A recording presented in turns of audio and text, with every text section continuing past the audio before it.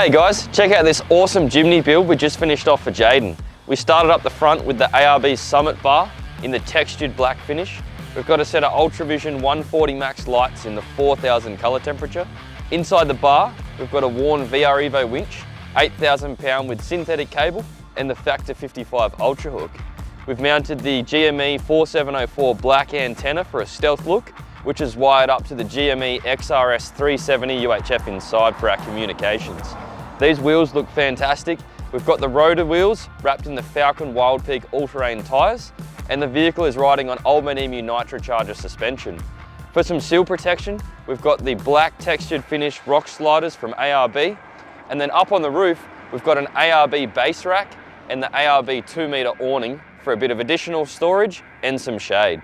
On the back door, we've got the front runner ladder rack to get up onto the roof, and then in the rear, Jayden's rigged up his own drawer system with an ARB fridge freezer. This is an awesome little build. It's turned out really well. If you've got a Jimny and you want it fitted out, come to us and we'll get it sorted.